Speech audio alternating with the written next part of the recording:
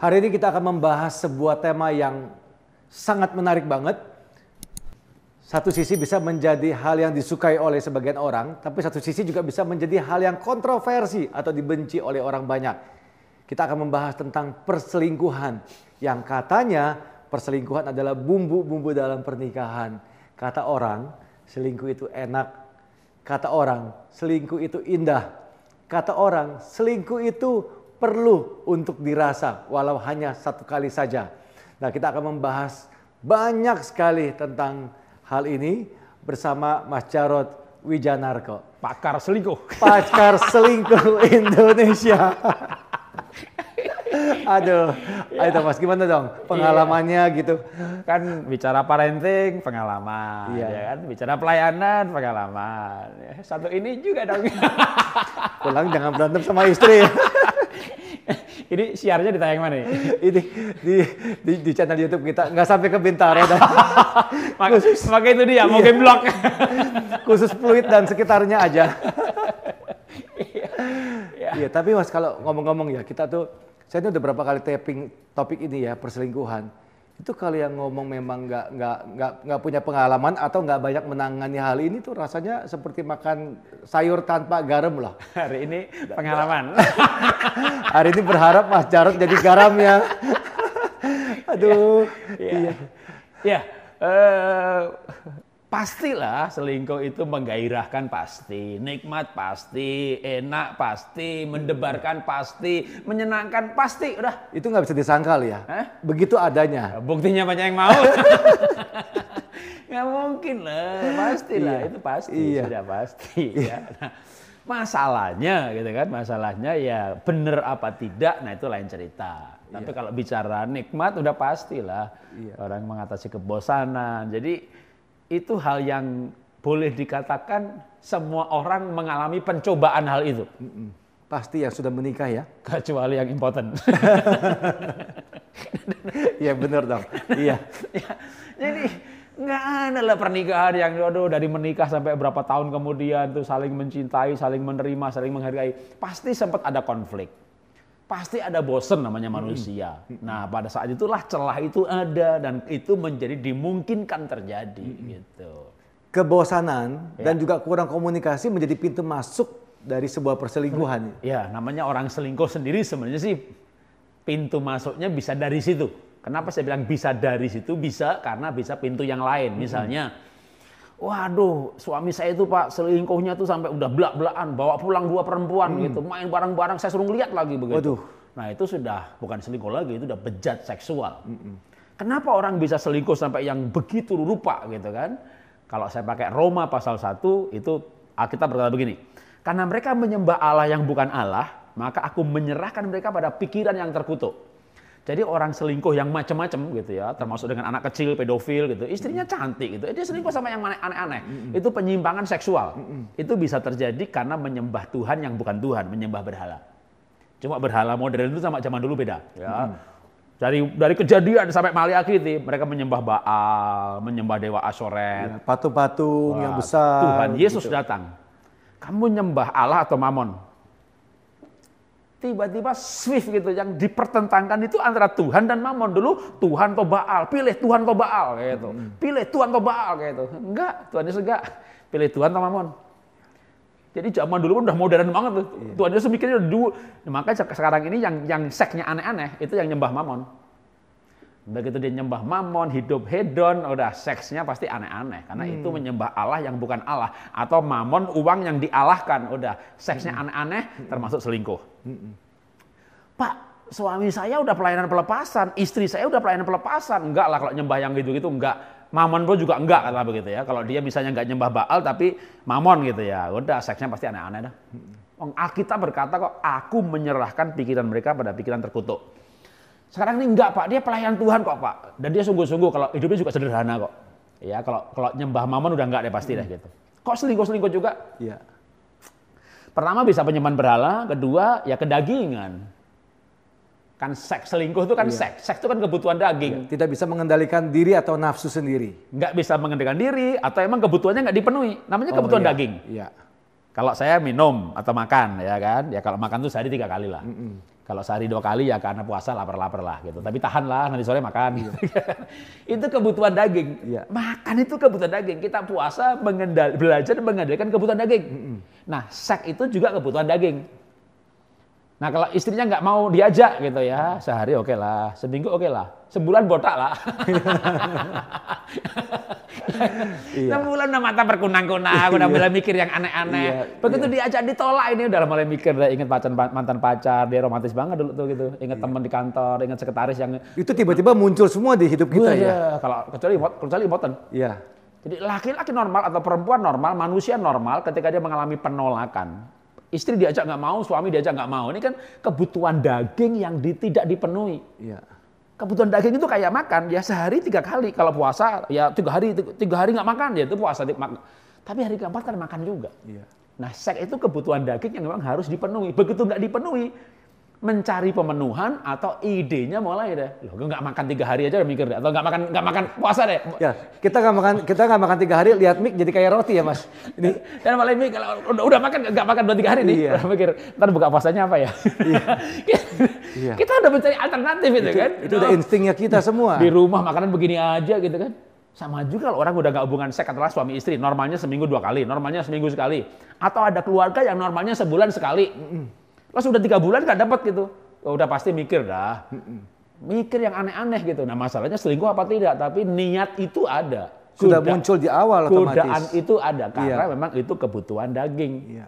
Jadi bisa karena kebutuhan, memang ini yang nggak beragama dah, memang bejat seksual gitu kan. Ini beragama, ini malah pelayanan selingkuh juga tuh. Atau dia pelayanan tapi ya itu pelayanan pendeta tapi nyembah hedon gitu ya. Udah jatuhnya seksnya aneh-aneh. Selingkuhnya pun bakal kita nggak kebayangin. Bahkan sampai mikir begini, ya selingkuh lah sama janda yang cantik, montok gitu. Iya. Selingkuh sama anak lah begitu. Iya. Iya kalau saya nggak kaget, hedon, nyembah berhala, bahara mamon. Nah, kita nggak bicara yang itu deh, itu yang keluarga normal aja, ya bisa juga emang kebutuhan daging nggak dipenuhi sih. Kalau kebutuhan daging nggak dipenuhi kan namanya kebutuhan, ya pasti mencari pemenuhan. Masalahnya moralnya kuat nggak untuk berkata itu tidak boleh dan boleh. Kalau moralnya nggak kuat, imannya nggak kuat gitu ya. Muncul dah yang namanya kebutuhan daging ditambah memang kesempatan. Pengen tapi nggak ada kesempatan. Nggak kejadian. Istrinya ikut terus. Iya. Ya gimana mau kemana pergi berdua, pelayanan berdua, kemana berdua. Kesempatan nggak ada. Kalau gitu. saya sering sendiri. Kesempatan ada, kalau bicara kesempatan loh, saya pedagang, saya bukan gembala, saya bukan pendeta, bisnis, trading, saya sering kemana pergi, ke luar negeri sendiri, kemana-mana sendiri. Kalau bicara kesempatan, saya wah penuh kesempatan. Iya. Tapi kalau sampai tidak kejadian karena kita punya moral atau kita punya orang bilang iman atau hal-hal seperti itu ya. Nah, masalahnya kadang orang nggak punya moral, tapi nggak punya kesempatan. Orang punya kesempatan, tapi moralnya kuat karena ada remnya kan. Betul. Jadi ada remnya. Nah, sekarang sebenarnya kesempatannya pun terbatas banget. Keinginannya juga terbatas, tapi kan muncul juga bisa karena tadi ini sekarang memang digodain. Kita tapi nggak pengen banget, bahkan moralnya cukup kuat sebenarnya. Tapi digoda, diajak, yang namanya goda ajak itu di mana-mana loh. Loh, jangan pikir gereja bebas dari godaan loh. Sekarang nih, saya ya ceramah ke sana kemari dah. Semua gereja, semua denominasi, bahkan berbagai agama pun saya ceramah. Orang tahu dong saya penceramah. Iya. Bahkan itu jemaat kok ngajak konseling. Berarti kan dia tahu dong saya pendeta. Iya. Ini ngajak konseling, bajunya seksinya minta ampun. Maaf nih ya. Itu baju nih kalau saya bicara blak-blak nih, seolah-olah ini dadaku, mana tanganmu gitu. itu seksi banget, dadanya kelihatan banget begitu. Iya. Dan konselingnya itu begini, Pak, suami saya itu udah ke luar negeri, udah berminggu-minggu gitu. Aku kesepian gitu. Lah kesepian kenapa konseling sama saya? lu konseling apa ngajak nih? Iya. Itu godaan. Iya. Bapak aja yang merasa gitu. Loh, ada yang lebih belak-belakan lagi. Wanita, seksi, cantik, masih muda, memang belum menikah. Pak bisa doakan rumah saya. Loh, dia tahu dong saya hamba Tuhan, suruh doain. Dia undang ke rumahnya. Diajak masuk ruang tamunya, ruang kamar tidurnya segala macam. Pas di ruang tidurnya itu ada lukisan telanjang bulat. Lukisannya dia sendiri. Kita lihat aja malu. Berarti memang dia udah siapin itu ya? Dia bukan kita lihatnya malu. Iya. Dia nanya, itu menurut Bapak lukisannya bagus gak? Loh, ini kejadian loh di dalam pelayanan. Maka saya pikir yang namanya godaan, jangan pikir lu pendeta nggak digodain loh. Iya, betul. Jadi orang bisa selingkuh karena kebutuhan yang tidak dipenuhi, bisa penyembahan berhala, bisa karena kesempatan dan nggak punya moral, karena digoda. Nah kalau digoda ini seberapa kuat nahan? Iya. Sudah digoda, ada celah lagi sama istri baru berantem, udah sebulan istri diajak kagak mau. Istri bawel di rumah, ya. Diajak seks kagak mau, iya, ya kan? Iya. Ya udah gak ada jatah, ini ada yang menawarkan diri gitu, udah. Itu udah kalau nggak selingkuh mujizat itu. iya, betul. Tapi gini loh Mas, maksudnya kalau sampai orang jatuh ke hal itu perselingkuhan, itu mau lepaskan susah dong. Tergantung. Kecuali memang yang player ya. Iya betul. Kalau dia player, hari ini dia pakai, dia buang, dia bisa semudah itu. Tapi kalau orang sudah sampai 3 bulan, 6 bulan, setahun. Benar-benar selingkuh, hatinya terlibat. Ya, maksudnya memang dia cintanya pindah. Biasanya laki-laki itu hatinya nggak terlibat. Kecuali yang memang sampai terlibat bener. Gitu. Kebanyakan kalau yang terlibat itu malah dengan sekretarisnya, dengan teman pelayanan kalau dia di gereja, pendeta, dengan tim di kantor, ke bisnis, itu benar hatinya terlibat. Kalau yang bukan hatinya nggak terlibat, istilahnya bukan selingkuh sih, berzina. Gitu ya? Jadi saya misalnya nih, saya pengusaha kan, saya pergi ke luar negeri. Saya pameran dagang sama teman-teman pengusaha. Saya tuh kadang senangnya dengan para pengusaha itu belak-belakan. Ya, kalau di gereja kan nggak belak-belakan, shalom. Tahu selingkuh aja udah gitu ketahuan itu kan. Kalau dengan pengusaha enggak, saya pergi pameran dagang, ya, buka stand gitu kan. Terus teman saya ini tadi malam cari perempuan. Gitu. Saya tahu bener dia juga mau terbuka gitu kan. Lalu saya bilang, lu tega-teganya selingkuh, lu khianati istri lu gitu. Enggak, gue nggak berkhianat, gue nggak selingkuh. Kamu main perempuan tadi malam? Iya, tapi saya nggak selingkuh. Gimana bisa kamu main perempuan lain tapi nggak selingkuh? Ini kebutuhan daging saya. Saya pengen saya salurkan. Saya mukanya juga udah lupa tadi malam sama siapa tuh. Kalau pagi ini ketemu saya lupa tuh. Hati saya nggak terlibat. Aku ini kayak kencing aja. Set keluar selesai. Saya setia dengan istri saya balik Indonesia, saya tidak akan ceraikan istri saya, dia istri yang baik, dia bantu saya sebagai akunting di perusahaan, dia bantu saya kerja, dia ibu bagi anak-anak saya akan setia sampai mati, dia istri saya tidak akan ceraikan dia. Jadi saya setia. Habis berzina ini, iya. Saya setia. Itu berarti kan memang standar moralnya berbeda dengan kebanyakan orang. Itu dia. Iya. Jadi dia ternyata ada orang-orang yang merasa bahwa selingkuh tapi merasa setia karena hatinya tidak terlibat. Iya. Kalau seperti itu kan memang untuk stop lebih mudah, Mas Jarod. Mudah. Iya. Stop. Berhenti. Tapi kalau sampai sudah punya anak, atau sudah jalan setahun 2 tahun, itu kan buat putus kan susah. Nggak usah punya anak deh. Saya punya teman juga di gereja juga selingkuh gitu. Lalu kan kita ngobrol gitu kan. Lalu aku kenal bapak, aku kenal istri bapak loh gitu loh. Ya, dan kita juga waktu itu kita sama-sama pelayanan. Akhirnya memang dia mengundurkan diri dari pelayanan gitu. Pak, putusin lah Pak gitu loh. Aku kasihan Pak sama dia. Aku nggak tega. Ya, kebanyakan kayak gitu jawabannya kan. Aku kasihan. Lu tega sama istri lu nggak tega sama dia. Gitu. Iya. Dia orangnya baik banget. Aku sayang. Aku tuh bukan cuma seks loh. Aku sayang banget sama dia. Iya. Nah itu hatinya terlibat. Itu susah. Gitu susah. Itu selingkuh terjadi karena, selingkuh jenis ini tuh kenapa begitu? Itu terjadi karena bukan hanya kebutuhan daging. Biasanya begini. Istrinya rohani tapi galak, judes, atau istrinya tuh benar-benar orang yang dominan dan memang dalam hal moral tegas.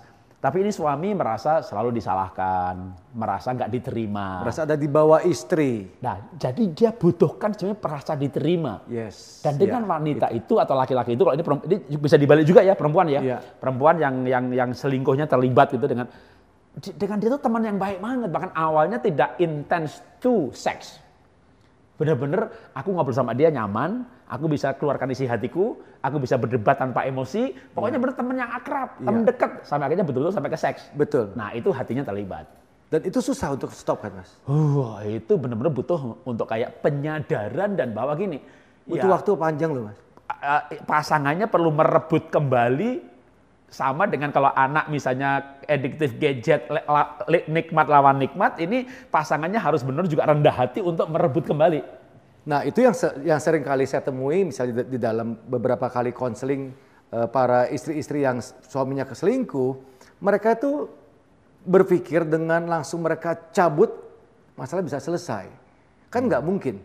Ya kalau yang hatinya terlibat susah, lama. Lama ya Mas ya?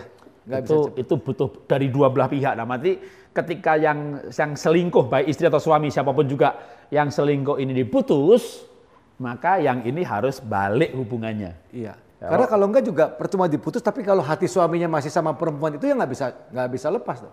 Komunikasi bakal tetap dingin, seksnya tetap Iya. bakal dingin. Akhirnya dia malah sampai pada kesadaran begini, kayaknya enggak deh, gue mesti ngambil putusan untuk Gua sama dia aja. sama dia aja. Karena suami atau istri akan membandingkan kalau pasangan itu nggak berubah ya, Mas? Ya, bahwa ini bukan jodoh saya, ini salah nikah deh. Ini yang jodoh yang benar gitu. Maka dalam kasus perselingkuhan tidak boleh si pihak yang dikhianati berkata begini, kamu pilih saya atau pilih dia?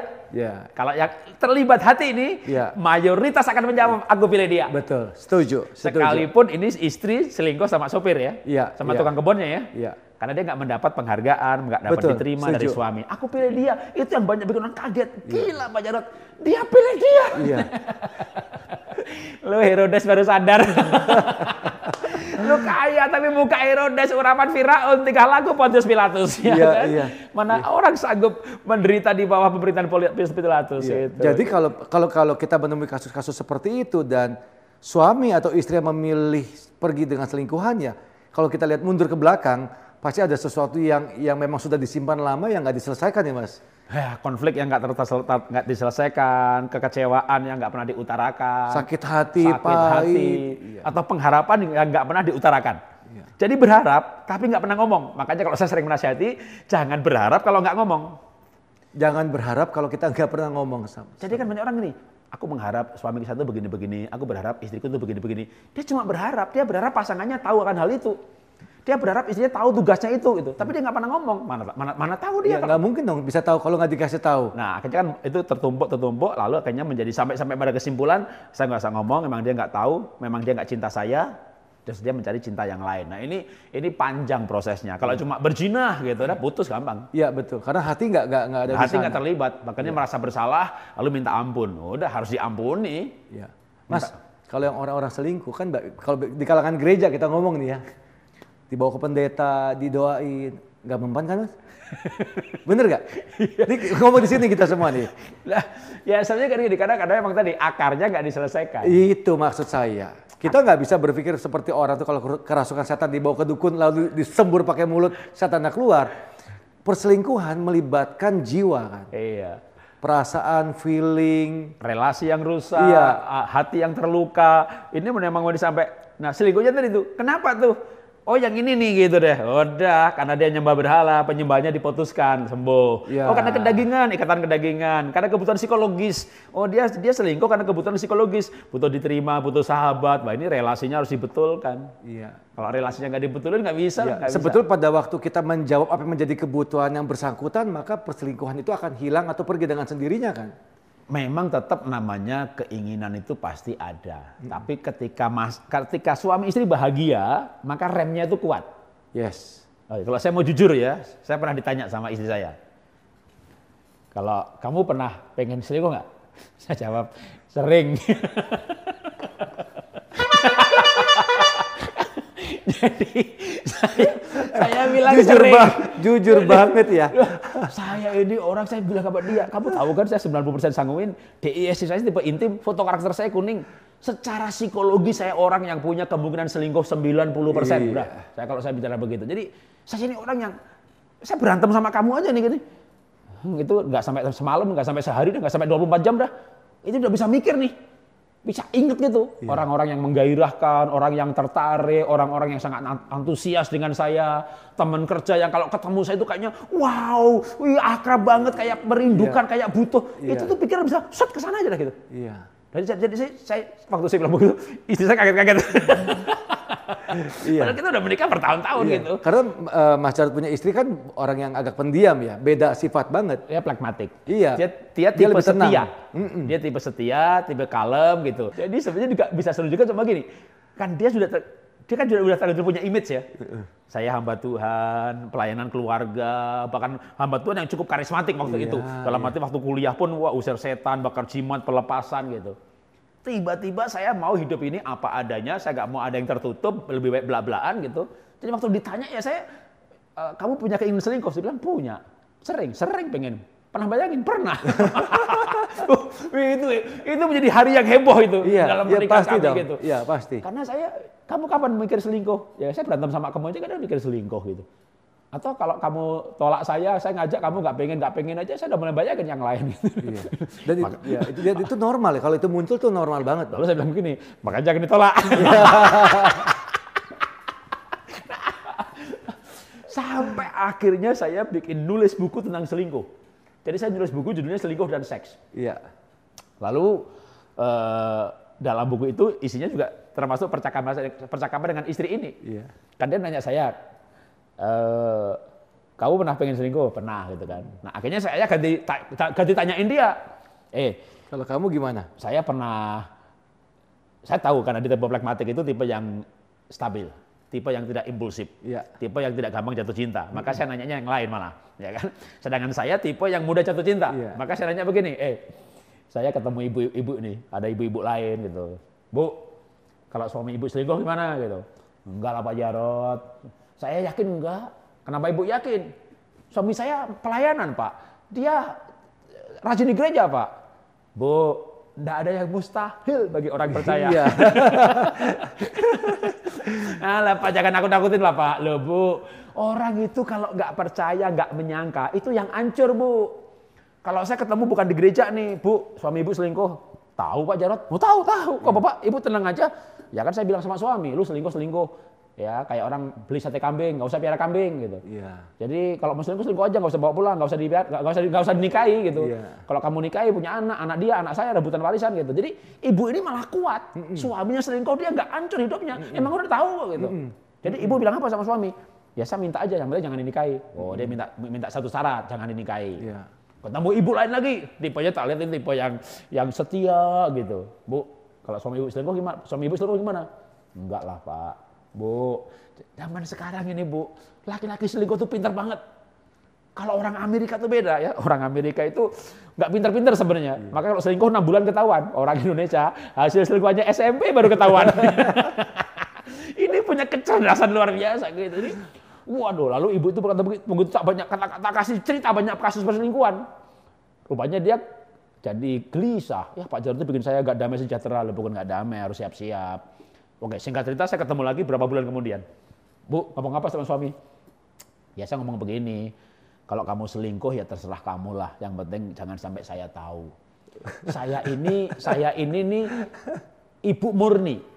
Saya nggak punya kebahagiaan dari yang lain. Jadi ada wanita tuh yang berkata begini, saya tuh nggak pelayanan Pak Jarot. Ya, saya nggak di gereja, nggak pelayanan. Saya bukan businesswoman.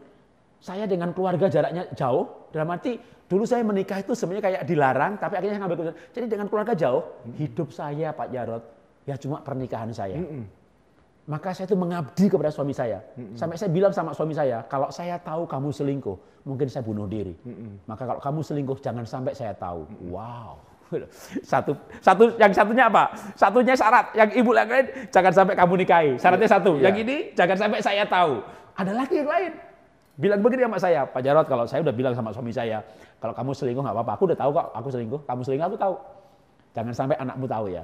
Kalau anakmu tahu, kamu diberontak. Wih, ibu ini mulia banget. Iya. Menurut saya mulia sekali.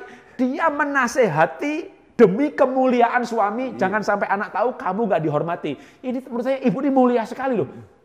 Masih menjaga kehormatan suami, jangan sampai anak tahu. Ada kayak gitu ya? Wah, akhirnya saya maka tak wawancarai istri saya. Dengan pertanyaan yang sama. Kalau suami kamu selingkuh gimana? Apa? Kalau suami kamu selingkuh? Suami saya kan kamu. Itu dia maksud saya. Kalau saya selingkuh tuh gimana? Ya kamu jangan kalau-kalau dong gitu. Enggak, ini ande-ande aja. Iya. Semuanya terjadi kalau berande-ande. Kamu jangan berande-ande. Ya bukan berande-ande. Saya pengen tahu isi hati kamu untuk saya tulis di buku bagaimana perasaan seorang wanita kalau suaminya selingkuh. Ya nggak usah wawancarin saya. Semuanya udah saya wawancarai, tinggal kamu. Ini satu hari itu kita ngomong sampai akhirnya, makanya sampai pada pertanyaan tadi. Kamu dari tadi ngomong begitu, memangnya kamu tuh punya keinginan gitu. Baru saya bilang punya gitu. Wah kaget dia. Itu diam karena dia kaget. Malam-malam dia akhirnya jawab, ya kalau emang kamu punya ya terserah kamu lah. Satu aja syaratnya. Wih, dia juga minta syarat satu. Satu jangan dinikahi, satu jangan sampai anak tahu, jangan sampai. Dia juga punya satu syarat. Tak dengerin baik-baik, dan denger baik-baik, denger baik-baik nih. Dia bilang begini, satu syaratnya, saya minta cuma satu aja syarat saya. Jangan sampai Tuhan tahu, itu aja. Wah.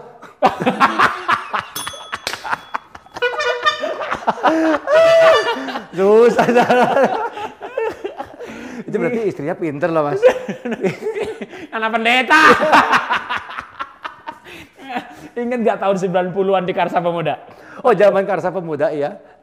Itu waktu di kota, sebelumnya pernah ikut di Karsa nggak? Saya ikut di Karsa. Aduh, Iya.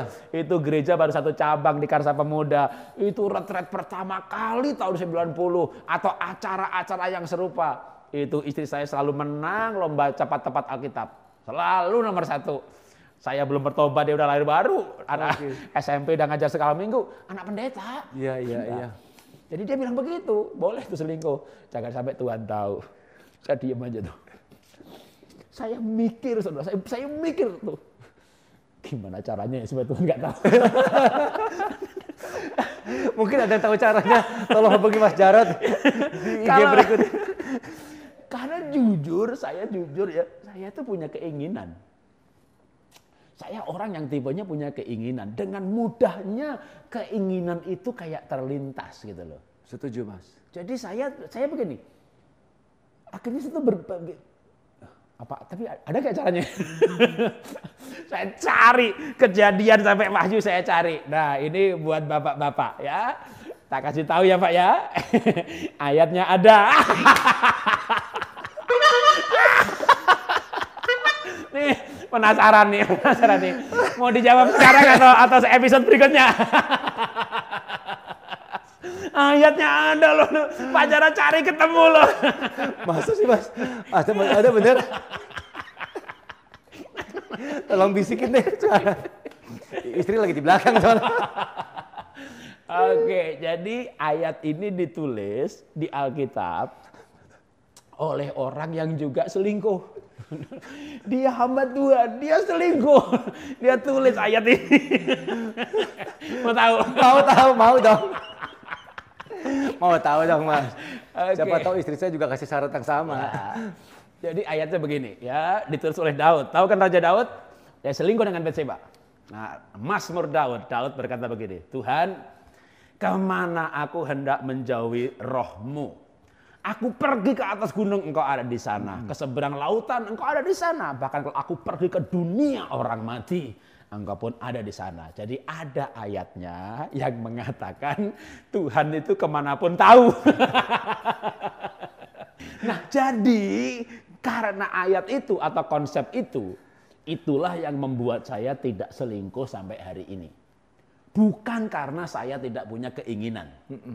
Jujur saya orang yang punya keinginan selingkuh. Saya laki-laki normal, saya tidak impoten. Saya orang yang mudah jatuh cinta, saya mudah tertarik dengan orang. Saya suka keindahan, baik keindahan alam ataupun keindahan wanita.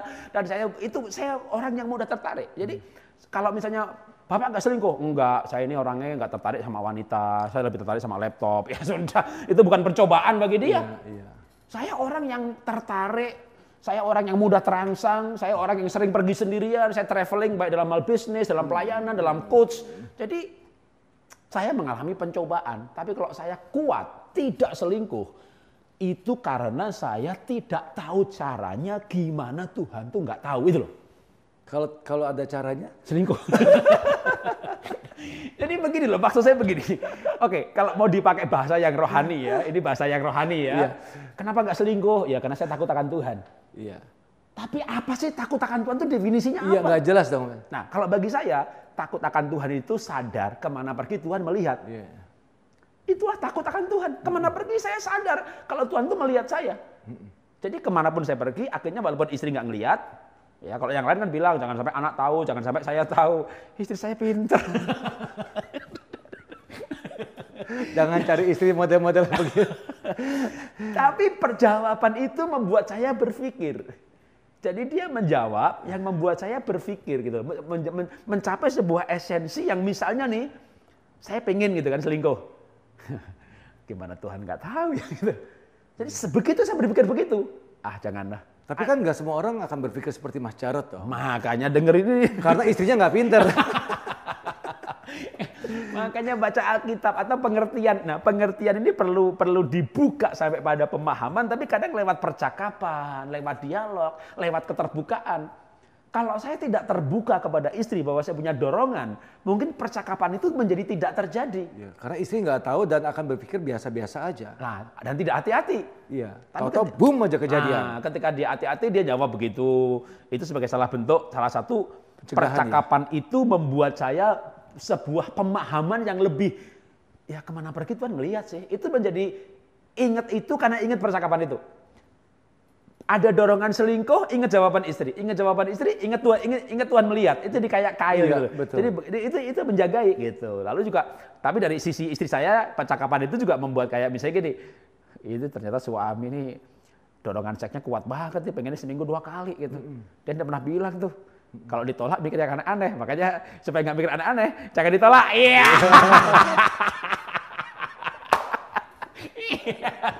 Dapat jatah lebih sering. Iya. Nah, ya ini kan dua sisi lah. Karena memang selingkuh itu nggak tiba-tiba. Nggak ada orang selingkuh tiba-tiba. Betul Mas, setuju. Nggak pernah terjadi itu dalam sekejap sehari terjadi, nggak pernah ya? Nggak ada kan. Bahkan kadang orang selingkuh gini. Ini selingkuh dengan si ini tuh istrinya si ini tuh berteman. Bahkan kadang pergi bareng-bareng. Iya, kalau orang tuh mengamati bener, kelihatan lah orang itu yang ada hubungan spesial ada apa enggak. Cara ngomongnya, cara ngobrolnya apa gimana. Tapi banyak orang tuh nggak ngeh. Karena tidak berjaga-jaga. Jadi emang kita namanya menikah itu kan hidup bersama. Selingkuh itu kan pengkhianatan. Kecuali orang memang jahat banget ya. Tadi yang saya bilang yang nyembah berhala tadi ya. Emang dia nganggap itu nggak pengkhianatan. Tapi kalau jemaat mungkin levelnya bukan soal pengkhianatan deh. Udah bukan karena nyembah berhala lalu seksnya menyimpang atau bejat seksual, enggak. Tapi ya karena kebutuhan nggak dipenuhi, lalu nggak berjaga-jaga, komunikasi yang kurang. Enggak. Namanya suami istri ya mesti seks juga gitu. Jadi seksnya udah nggak dipenuhi ya, namanya sekuat-kuatnya orang ada pencobaan, sekuat-kuatnya ada godaan. Makanya ya nikahnya mesti bener, kegiatan seksnya mesti jalan normal, hubungannya mesti oke, baru ditambah dengan takut akan Tuhan. Itu ya orang yang model saya ini, orang model kayak saya yang dorongannya selingkuh kuat aja bisa tidak. Maka saya menganggap bahwa kalau saya bisa setia, mestinya orang lain bisa setia. Tapi Mas Jarod, misalnya gini, gimana kalau orang-orang yang sudah punya pasangan, selingkuh, punya anak, terus sekarang kenal Tuhan? Perselingkuhannya itu sudah menghasilkan anak. Iya. Terbaik ya, yang paling ideal ya. Namanya pernikahan kan tidak boleh bercerai. Lalu kalau pasangan yang selingkuh ngaku dosa harus diampuni. Pasangan yang selingkuh ngaku dosa. Kita sebagai pasangannya kita ampuni. Ya. Nah kalau sekarang anaknya gimana? Ya ini ada opsi. Menurut saya opsinya ini opsi Abraham. Ya, Hagar diusir, kasih pesangon besar seumur hidup. Itu kayak opsi, namanya opsi sekali selamanya. Jadi ini sekali putus. Kan punya anak kan, istri katanya selingkuh. Atau suami yang selingkuh. Oke, karena suami selingkuh punya anak. Lalu selingkuhannya sama anaknya, nih kasih pesangon ya, sampai nanti kamu lulus kuliah cukup nih. Gitu. Betul-betul diputus ya hubungannya. Kan ini suami istri, itu selingkuhan. Selingkuhan kan perzinahan, harus diputus dong gitu kan. Maka yang terbaik kayak Ismail kasih pesangon, kirim seumur hidup. Itu nggak ada hubungan lagi. Betul. Waduh Pak, saya nggak sekaya itu bisa ngasih pesangon sampai lulus kuliah. Karena tidak ada mantan bapak, nggak ada mantan anak. Ya. Dia tetap harus bertanggung jawab terhadap anaknya kan. Nah, kalau yang diputus hanya selingkuhannya, tapi anaknya dibiayai. Tapi ini ada celah. Kan tiap bulan biayai, jadi ada komunikasi. Nanti bertengkar sama yang istri, konslet sama lagi yang sana gitu. Tapi sebenarnya karena ada anak, ini kan jadi ribetnya ini nggak ada mantan anak. Dia sebagai bertobat harus hidup lebih baik lagi, termasuk nggak boleh jadi bapak yang jahat terhadap anak hasil selingkuhan. Jadi memang anak ini nggak bisa dibuang. Iya. Jadi dibiayai tiap bulan. Ada opsi yang lain lagi. Selingkuhannya dibuyarin, ya anaknya dibawa. Nah, tapi ini akan berat jadi istri bagi si istri. Lihat si anak, ingat selingkuh, tiap hari lihat si anak, kan dibawa, diadopsi nih. Ya. Tapi kalau istrinya ini benar-benar menunjukkan kemuliaan yang luar biasa, jiwa besar yang luar biasa, daripada suami saya berhubungan terus, malah sama koneksi sana, udah hasil selingkuhnya dibawa aja blek begini lah. Iya. Bawa diangkat sebagai anak, menunjukkan kemuliaan hati yang luar biasa, saya anggap anak saya sendiri. Iya. Itu kalau punya kebesaran hati ya Mas. Kalau nggak punya diracun tuh anak. Mati pelan-pelan. Tapi kalau ini mau melakukan seperti itu, menurut saya suaminya akan merasa gini, aduh aku khianati orang yang terbaiknya kayak begini. Iya. itu terbaik. Tapi itu berat sekali buat ibu ini. Tapi kalau saya menyarankan, Bu, berani punya hati yang mulia, angkat itu anak. Itu anak diangkat menjadi pengingat dalam segala hal. Aku harus membuat suami bahagia dan dia tidak selingkuh lagi. Suami pun akan ingat ya perbuatannya di masa lampau. Sekarang sini, laki-laki itu banyak begini. Dia jahat dalam arti selingkuh, tapi dia bukan ayah yang jahat dalam arti wong mutusin ceweknya aja kasihan, gimana melantarkan si anak. Kalau ini dilarang oleh istrinya, pokoknya jangan berhubungan lagi. Dia akan diam-diam membiayai anaknya. Iya. Biasa sih begitu ya. Diam-diam dah. Biasanya begitu. Karena dia berpikir bahwa ada tanggung jawab dia juga. Lu jangan jahat lah. Gitu betul. Loh. Gue dosa, tapi lu jangan jahat. Iya. Aku memang orang berdosa, tapi aku nggak jahat. Iya. Nah, sekarang daripada dia diam-diam berbuat baik, dilegalkan aja tuh anak, bawa ke rumah, gue baikin deh. Supaya suami berpikir begini, aduh ternyata istriku baik banget orangnya ya. Aku udah berdosa nih mengkhianati dia. Daripada dia begini, aduh cerai dosa nggak boleh, itu perempuan baik banget gue telantarin. Ini anak aku telantarin, aku udah dosa jahat lagi gitu. Ini laki-laki. Jadi saya mau melihat dua sisi ini. Supaya si bapaknya nih merasa bahwa aku udah mengkhianati makhluk baik. Maka ibu nih istri yang ditinggal selingkuh, benar-benar tunjukkan Anda ibu yang layak disetiain. Memang Bu, maaf ya Bu ya, dikhianati itu menyakitkan, itu dikhianati sakit, sekarang anak hasil pengkhianatan mau disuruh lagi, memang aku Tuhan. Ya ibu bukan Tuhan, tapi kita belajar dari Tuhan Yesus. Bagaimana dia benar-benar mengasihi dengan luka gitu. Mencintai dengan luka. Tapi kalau itu mau dilakukan, percaya saya dah. Itu suami pergumulannya akan lebih mudah, ke depannya lebih baik. Karena ini saya dalam posisi sebagai suami nih. Aduh, istriku baik banget aku khianati. Hasil selingkuhanku sekarang dipilih sebagai anak. Dia akan cukup tega untuk lepas dengan si istri selingkuhannya karena toh anak yang dia cintai di depan mata dia dan dicintai. Itu solusi yang paling ideal. Bicara susah, memang saya nggak bicara gampang. Paling ideal pasti paling susah. Tapi kalau kita bisa seperti itu yang terbaik. Nah tinggal sekarang gimana caranya bisa begitu. Buang kepahitan, miliki kebesaran hati. Karena itu adalah solusi yang terbaik.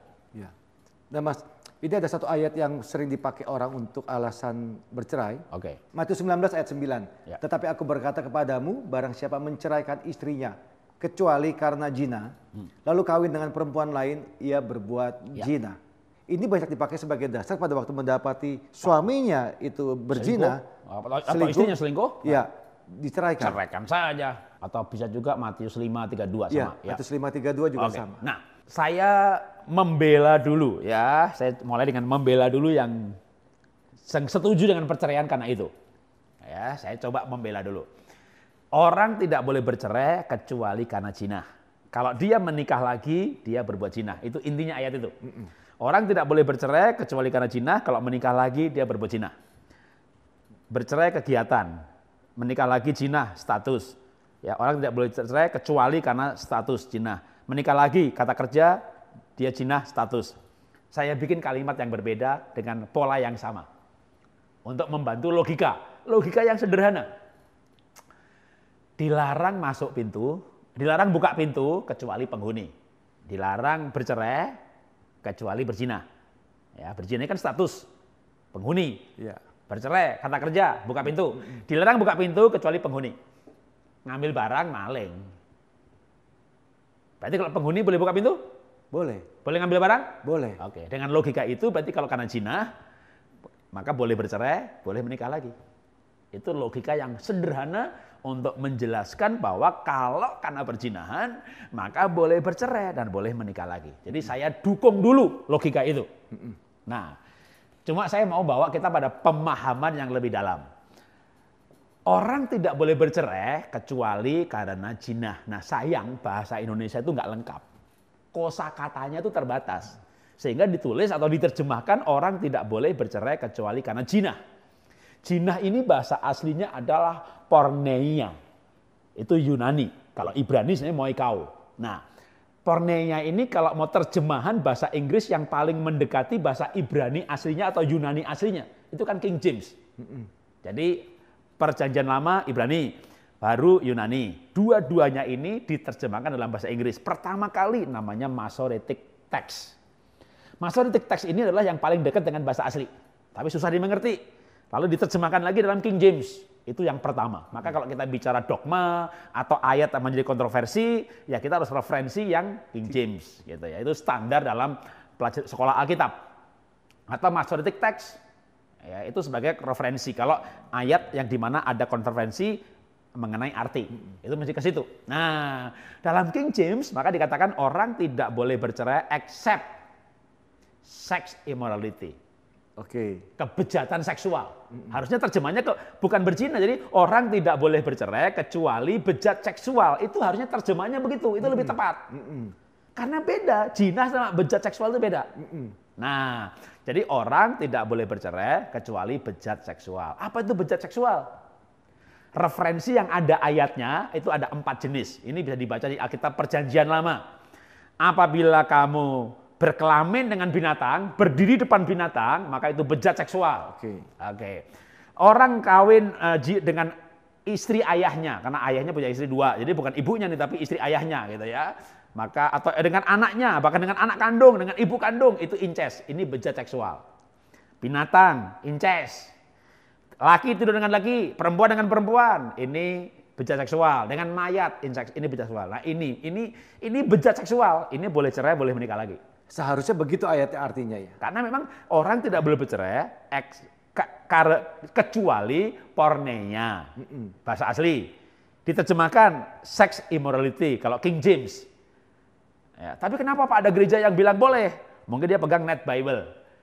Dalam Net Bible terjemahnya lain lagi. Iya. Orang tidak boleh bercerai except for immorality. Seksnya udah hilang. Iya. Kecuali imoralitas. Iya. Kalau kecuali imoralitas, korupsi aja udah boleh cerai. Betul. Itu luas sekali. Enggak, bahasa aslinya porneia itu sex immorality. Nah, kenapa kalau sex immorality boleh menikah lagi?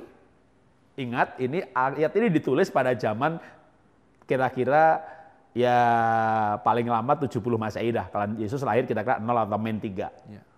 Pada zaman itu tuh dengan perjanjian lama nggak jauh beda. Di mana kalau orang itu binatang, incest, laki-laki, perempuan, ini dihukum mati, dilempari batu. Iya, betul. Hukumnya dari zaman dulu. Kalau ini hukuman mati, ya pasti pasangannya menjadi boleh menikah lagi dong. Karena ini dihukum mati. Itu yang paling mendekati logikanya ya. Dosanya kan dosa hukuman mati, maka ini pasti boleh menikah lagi. Ya jelas lah boleh orang ini menikah lagi. Ini hukum pada saat ini diucapkan, kondisinya begini. Oke. Ganti zaman ini nih, hak asasi nih. Ini nggak hukuman mati lagi. Tapi tetap hukum udah diucapkan. Maka ini hukum mati nggak mati tetap aja. Pokoknya kalau karena ini berarti boleh cerai, boleh menikah lagi. Berarti apa boleh cerai? Kalau sex immorality, bejat seksual. Nah sekarang kalau kita, ini bejat seksual yang ada ayatnya, ada contohnya. Sekarang kita nggak pakai contoh. Kita pakai pengertian. Apa itu pengertian porneia, moikao, atau sex immorality? Bejat seksual itu apa sih definisinya? Bejat seksual itu orang berdosa seksual tanpa merasa dosa. Orang bejat itu berbuat dosa tanpa merasa dosa. Itu bejat. Bejat seksual berbuat dosa seksual tanpa merasa berdosa. Jadi contohnya misalnya nih seorang suami, istrinya selingkuh sama pembantu sopir ya, atau istrinya selingkuh sama teman kuliah. Ketahuan, waduh, atau nggak ketahuan, pokoknya akhirnya dia ketahuan, ngaku dah, Pak ampun Pak, aku, atau istri suaminya yang ketahuan, suaminya minta ampun sama istri, aku kilaf, aku minta ampun tidak bejat dong, kan minta ampun diampuni, orang minta ampun itu berarti sadar itu dosa, tahu itu dosa, ya berarti bukan bejat. Jadi orang yang pasangannya ketahuan selingkuh dan dia mengaku, hukumnya apa? Diampuni, bukan diceraikan. Nggak boleh bercerai, nggak boleh. Nah kalau bejat itu gimana? Kamu kemarin selingkuh ya? Ya iyalah, enak. Berapa orang tuh? 5 orang gue main bareng nih. Iya. Wih, kamu 3 menit keok nih. Saya kemarin dapat 5 laki-laki nih. Jadi istri dia bercerita begitu, itu bejat itu cerai itu begitu dah. Iya. Gitu. Tapi begitu nggak istri lu gitu? Begitu nggak suamimu gitu? Kalau suaminya bejat, itu kalau bicara boleh. Tapi kalau bicara kehendak Tuhan, lain lagi ya. Iya. Jadi kalau saya bilang boleh bercerai, itu bukan kehendak Tuhan loh. Iya. Tapi Tuhan mengizinkan. Kalau bicara kehendak Tuhan ya doa, puasa supaya yang bejat itu bertobat. Tapi Tuhan juga kayak ada pengertian kalau kayak gitu boleh gitu. Tapi tetap bukan kehendak Tuhan. Tapi kalau bukan kasus bejat seksual, jadi ada kasus sudah tokoh masyarakat, istrinya diduga selingkuh, diduga lagi. Bukan terbukti ada CCTV-nya atau ada rekamannya. Dan yang dituduh juga diem 1000 bahasa, nggak membela, mungkin dia pengen cerai juga, mungkin udah nggak bosan hidup sama orang itu gitu. Lalu banyak pendeta membela dengan ayat itu. Beda kasus. Ayat itu berkata kalau porneia. Termasuk kalau misalnya memang ketahuan selingkuh beneran, itu tidak bisa jadi alasan buat cerai dong. Jadi misalnya ketahuan beneran, berarti gini ya kan memang Selingkuh nih ya, berzina ketangkap basah. lalu dia mengaku minta ampun, diampuni. Iya. Karena kalau dia minta ampun, ya dan berarti kan ini saya yakin si suami atau si istri yang pasangannya berkhianat itu tahu deh bagaimana dia minta ampun, dia nangis, dia bilang ngaku kilaf, itu diampuni. Lain ceritanya kalau dia merasa tidak dosa, itu berarti bejat. Jadi Anda pasti tahu bahwa pasangan Anda itu bejat apa enggak. Bejat itu ya emang gimana, aku sama kamu nggak terangsang lagi. Ini adalah orang yang bisex. Jadi suaminya nggak pernah gauli istrinya lagi, malah dia main sama laki-laki gitu. Dan waktu ditegur begitu, emang saya sekarang begini, ini DNA saya, itulah bejat. Dia merasa ini DNA, mana ada DNA, dosa ya dosa. Kita bilang itu dosa. Mau profesor, mau bilang, mana DNA pun itu pasti mutasi genetik. Dosa adalah dosa. Nah orang berdosa tanpa merasa dosa, itulah bejat. Kalau orang bejat itu kan memang, dia juga nggak merasa perlu bertobat. Wong ini saya nggak dosa, susah. Itulah yang boleh bercerai. Kalau dulu malah itu lempari batu sampai mati. Mati. Gitu. Nah, pertanyaan terakhir Mas. Misalnya sudah menikah karena dipaksa dari kampung, dikawinin, terus sudah punya anak, udah besar, kenal cowok lagi selingkuhan, terus bertobat. Pilih yang mana? Mana yang harus dikawinin? Pak Jarod. Nikah secara sah nih ya? Ya. Dia bilang begini, Pak Jarod, saya mau nanya nih, kasusnya serupa, tapi nanya lebih pinter nanya nih. Oh gitu. Pak Jarod, boleh gak saya bercerai? Ya enggak boleh, kasusnya begini sama kayak tadi gitu. Saya bilang enggak boleh, Pak Jarod, firman Tuhan berkata begini Pak. Apa yang dipersatukan Allah tidak boleh dipisahkan manusia. Kami ini enggak dipersatukan Allah Pak.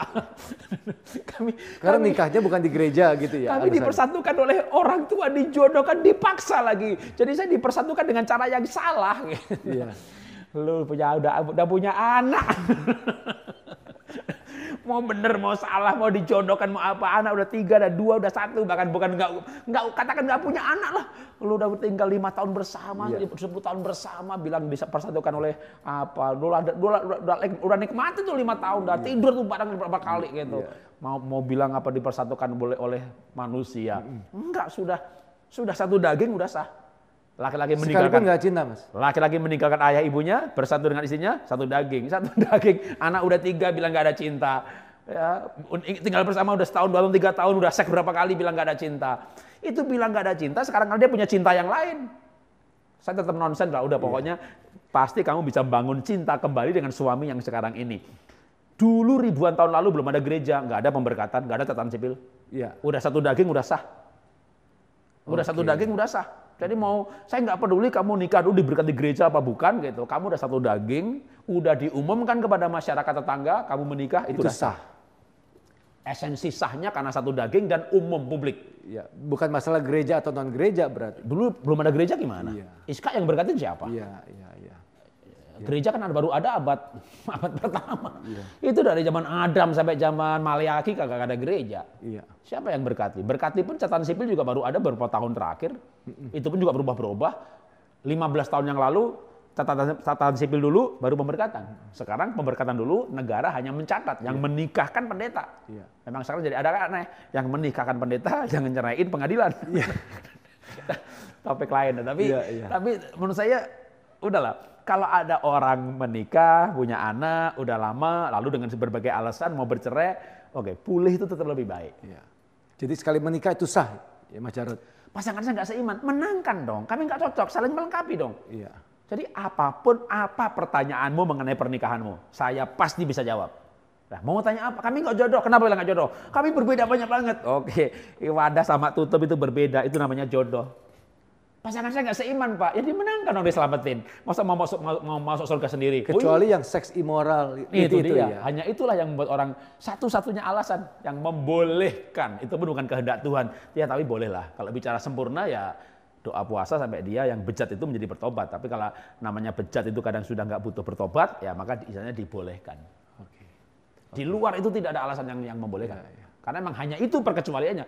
Itu pun juga diizinkan karena kedegilan hati kamu. Kalau bicara mau yang idealnya, pasangannya bejat, doa puasa sampai dia bertobat. Tapi kan kenyataan, yang namanya bejat itu ya Bapak sih nggak ngalami gitu. Makanya Tuhan pun bahkan Alkitab pun memberikan perkecualian. Saya juga nggak mau lebih rohani daripada Alkitab.